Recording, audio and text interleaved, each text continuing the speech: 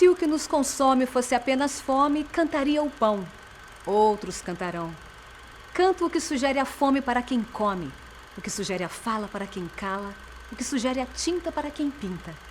Canto o que sugere a cama para quem ama. Com esses belos versos do poeta José Chagas, começa agora o Faixa Nobre.doc. Nascido na Paraíba e construído no Maranhão, José Chagas produziu uma vasta obra literária, entre crônicas, prosa e poesia.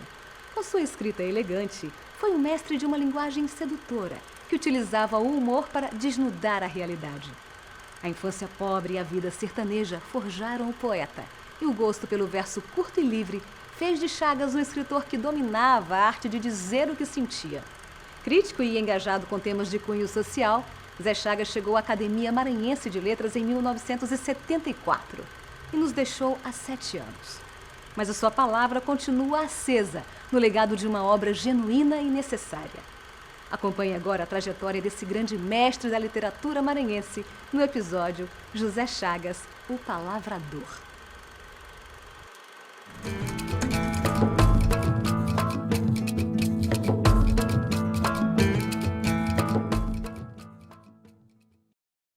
Para começar, quebramos a louça do tempo e o cristal do que sopra azul contra o céu indesado.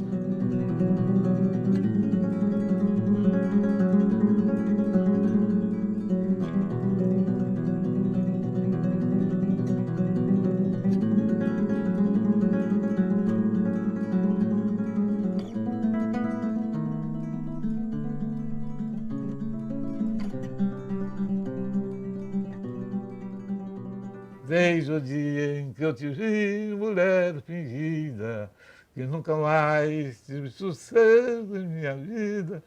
Todo dia essa mulher cantava isso, que a ponto que eu decorei e nunca mais esqueci isso. José Francisco das Chagas nasce em 29 de outubro de 1924, no então distrito de Santana dos Garrotes, município de Piancó, no estado da Paraíba. Seus pais, Ana e Francisco das Chagas Firmo, são lavradores, e ele, o primogênito de 7 irmãos, começa a trabalhar na roça aos 7 anos de idade. Aquela realidade me levava também a sonhar, a pensar, aquele milharal, aquela coisa bonita, aquele arrozal, aquele troço, todo me levava a que havia um mundo diferente, havia alguma coisa além daquilo tudo. Eu costumo dizer que enquanto os outros sonham para chegar à realidade, eu vivi uma realidade e saía dela para o sonho, para sonhar. Naquele tempo eu era garoto, eu tinha que ficar, quando o riacho vinha inverno, o riacho tirava a seca, para evitar que o gado, cabra, tudo entrasse para comer o legume, a gente ficava lá o tempo todinho. Mas depois o riacho demorava um pouco, secava, né? E a gente continuava lá ainda vigiando, mas eu aproveitava, naquele tempo eu estava às voltas com letras e tal, aproveitava para fazer letras na areia, viu? O vento vinha, aquele vento grosso, apagava a areia grossa, eu fazia de novo. Eu entendia que o vento apagava para aperfeiçoar. Então ele é que me ensinou a escrever. E ele é que apagou tudo depois. É a vida que é assim, rapaz. Chagas cursa o ginasial de cidade em cidade, Nova Olinda, Misericórdia, Soledade e Campina Grande. Em 1941, transfere-se para a capital, João Pessoa, onde estuda no Liceu Paraibano. No sertão, a água é sempre pouca, e em meados dos anos 40, sua família foge da seca em busca de terras melhores. O Maranhão é o estado escolhido. No caminho, Chagas ainda passa pelo Piauí, onde continua os estudos por 2 anos, antes de chegar à cidade de Pedreiras. A família fica por lá, mas o futuro poeta se muda para São Luís, desembarcando de trem na estação central da antiga rede ferroviária federal. Era uma quarta-feira de janeiro de 1948. José Chagas tinha 23 anos. Eu cheguei também, eu era ainda tradicional. Eu cheguei com um caderno de verso feito ainda na minha terra, um caderno horrível, eu tinha muita influência da poesia de Augusto dos Anjos, e meus poemas eram os poemas dramáticos, coisas e tal. Matarruma, que foi o primeiro intelectual que eu encontrei na pensão dele, os meus peguei na pensão deles, eu estava morando nesse tempo, e ele cedo me descobriu que eu fazia verso. Aí dizia naquele jeito dele, meu besta, você é poeta.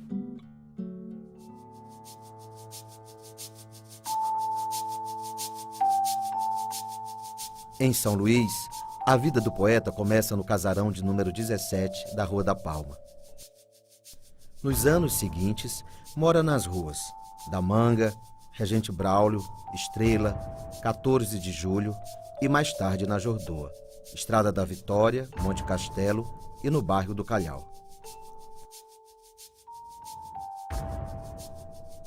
Chagas vive muitos anos no mirante do sobrado número 104 da Rua 14 de Julho.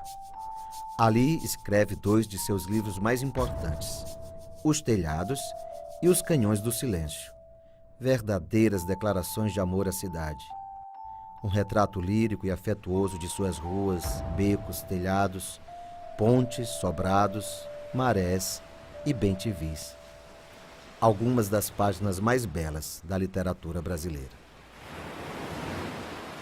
Chagas é o poeta do tempo. Se você abrir qualquer página de um livro de Chagas, você vai encontrar o Chagas, a palavra tempo sob todas as formas. Chagas é o poeta da caducidade das coisas. Chagas lamenta que as coisas pereçam, desapareçam, que a gente morra e por aí vai. De onde é que ele viu isso? Ele viu isso na paisagem da Caatinga sertaneja. É uma paisagem que eu conheço muito bem, porque é a paisagem da minha infância. Para todo lado que você se vira, você só encontra coisa morta. Chagas faz-se homem naquele ambiente. Quando ele se transfere para o Maranhão, o que é que ele encontra? Ele encontra o tempo feito pedra, que é a velha cidade de São Luís. Ele vai morar onde? No meio dos casarões da cidade velha de São Luís. Vai se abrigar sob os telhados de uma pensão na zona central de São Luís. O que é que você quer? Chagas recupera a visão que ele tinha do tempo passado. Todo poeta é poeta do seu passado, não é? É uma busca inalcançável pela própria infância. Ele reencontra isso nas ruas, nas ladeiras, na cantaria, nos azulejos dessa cidade. Do alto dos mirantes me fiz e me desfiz, soprai-me brisas errantes sobre toda São Luís. Era quando eu queria que se desmanchar-me na cidade. A cidade, eu gostava tanto da cidade, impregnei tanto dela, que eu queria me dissolver.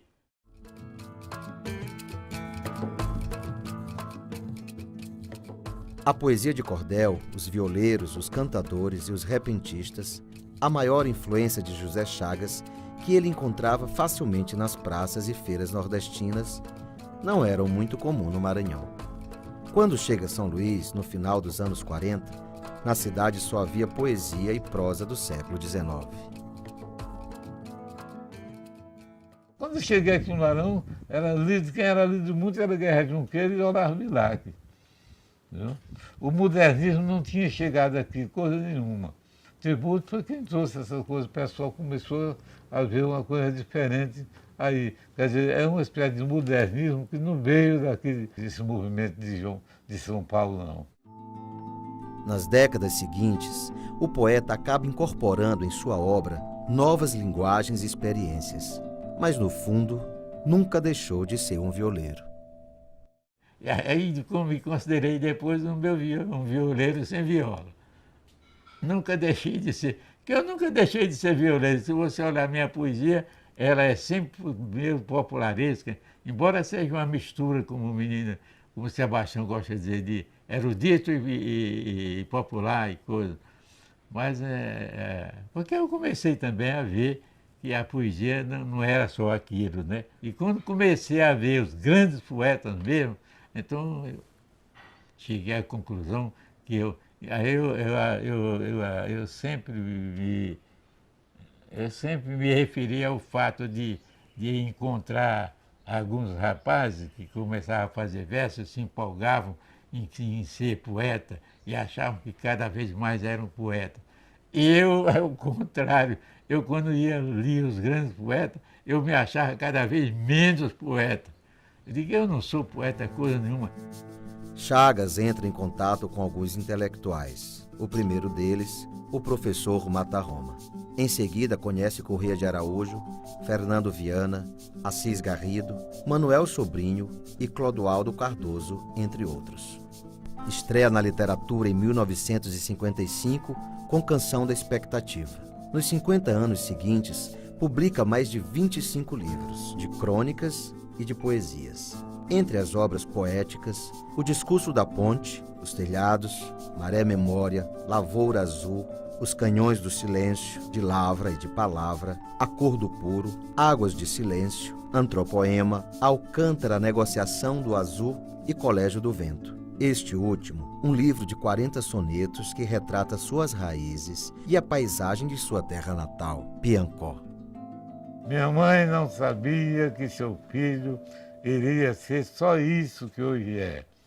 Nem sabe agora que por onde trilho piso mais chão de mágoas que de fé, e esse pó de incerteza que palmilho obriga-me a voltar à vida até onde fechado em solidão me humilho a acompanhar um sonho em marcha ré, lembrando o tempo em que eu plantava milho, a abrir o chão da vida com meu pé. E mamãe repetindo em estibilho, toda manhã na hora do café, meu nome tão de santo, mas sem brilho, hoje muito mais Chagas que José. Esse é o caminho da roça. O verdadeiro caminho, rapaz.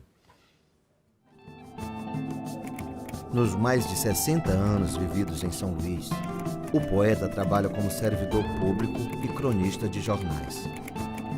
Literatura e jornalismo sempre foram suas paixões e andaram lado a lado durante quase toda a vida. Publica 3 livros de crônicas: Pedra de Assunto, As Armas e os Barões Assinalados e A Arte de Falar Bem. Escreve para o Correio do Nordeste, Jornal do Dia, Jornal do Povo, O Combate e O Estado do Maranhão. Ele fala mal de todo mundo e nunca perdeu o respeito da parte de ninguém. Chagas sempre foi uma pessoa muito querida e muito respeitada, porque as pessoas sabiam que ele não colocava nenhuma paixão pessoal nessa avaliação que fazia. A sátira é um dos fortes traços do cronista. No início dos anos 50, publica no jornal O Combate, sob o pseudônimo de Poeta Assombração, em parceria com o amigo Antônio Justa, sonetos conhecidos como Vitorinadas, que tem como alvo o então senador Vitorino Freire. Descobrimos que a palavra Vitorino Freire são 14 letras, dá exatamente um soneto, né? E começamos a fazer soneto todinho com acróstico, com a palavra Vitorino Freire. Aí fomos largando o sarrafo. Eu pegar, dava uma gorjeta qualquer para um garoto que ia passando, diz, deixa isso aí bem. Nós morávamos perto do Combate, né? Deixa isso lá no Combate, entrega para o diretor do Combate. E o garoto levava. O garoto não sabia quem era, e nem o menino sabia quem era que mandava. Em 1966, a convite de amigos, José Chagas aceita se candidatar à Câmara Municipal de São Luís e se elege vereador, mas se decepciona com o jogo político e desiste depois do fim do primeiro mandato. Nunca mais voltaria à política, a não ser como tema para suas crônicas e poesias, sempre de maneira crítica. De manhã, a gente, numa reunião assim informal, os vereadores concordavam em que a gente tivesse que ser contra uma determinada determinação da prefeitura, não concordavam com ela. Mas quando era tarde que havia a votação, já aqueles que eram contra estavam a favor. E eu, com a minha coerência, eu me revoltava, né? Aí havia um vereador que era tarimbado já há muito tempo, muito meu amigo, era o Walter Fontoura, é que me dizia, você não é político. Não é a política que eu condeno, não. São os políticos, a maneira como a política é exercida. O lado social, humano e engajado também é marcante na poesia de Chagas. Está representado sobretudo nos livros De Lavra e de Palavra, Maré de Aço e Maré Memória. Este último, um dos trabalhos mais conhecidos do escritor, foi publicado em 1973 e adaptado para o teatro pelo grupo Laborarte. Olha aí a palafita crescendo sobre a maré, o homem que nela habita, caranguejo ou peixe é. Ele iniciava com isso. Transcorria 3 horas e dizia, no finalzinho assim, quando a palafita dorme, a maré dorme também. E o sonho de uma é conforme o sonho que a outra tem. Maré Memória é o marco porque, primeiro, o texto é uma obra fantástica, é um texto altamente requintado, mas com apelo popular fora do comum. Ele veio, deu depoimentos pra gente, falou sobre o poema, falou dele, poesia e tal, e depois ele falou também do Maré Memória e acompanhou. Em várias oportunidades ele teve no Laborarte também. Palafita hoje em dia é segredo de Estado e sangue de lamparina, miséria, Deus é quem dá, o poeta é quem ensina.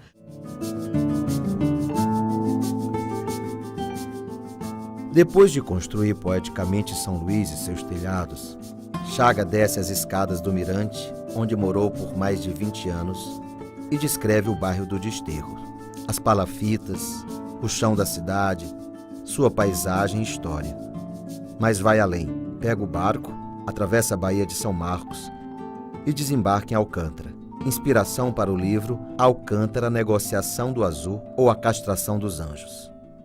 Em Alcântara eu fui várias vezes, Alcântara eu passava a semana lá.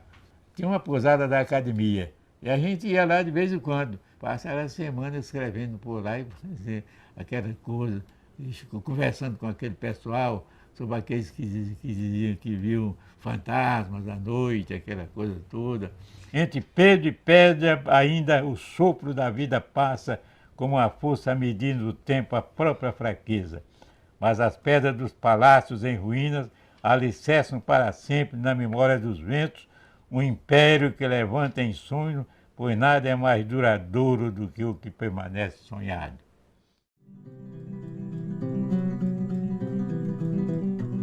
Eleito para a Academia Maranhense de Letras em outubro de 1975, José Chagas ocupa a cadeira número 28, que tem como patrono Luiz Antônio Vieira da Silva.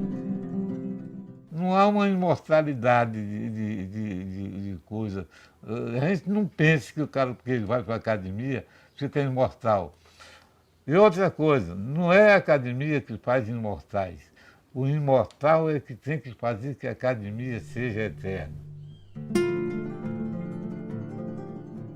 José Chagas, 87 anos de vida, mais de 60 sobrevoando liricamente a cidade de São Luís com seus versos de lavra azul. Além dos livros já publicados, Chagas tem outros tantos reunidos num grande envelope pardo, contendo mais de 500 poemas inéditos. Sou feito do quanto todo bicho é feito, mas tenho o meu tanto de sonhos no peito. Tenho a minha cota de alma também, que é o quanto se esgota de mim para o além. Seguro-me ao barro soprado por Deus, e em susto me agarro dos andaimes meus. Só isso aí. E aí acabo não sendo nada. O gato sabe ser gato, o cão sabe o destino seu. Cada um faz tudo exato. Só eu que sei, não sei ser eu. É que não sei ser eu, rapaz. Porque é uma coisa que é difícil de definir. Ninguém se define, rapaz. Quem se define? O que é o homem? Para eu dizer quem sou eu precisava saber quem é o homem. O que é o homem?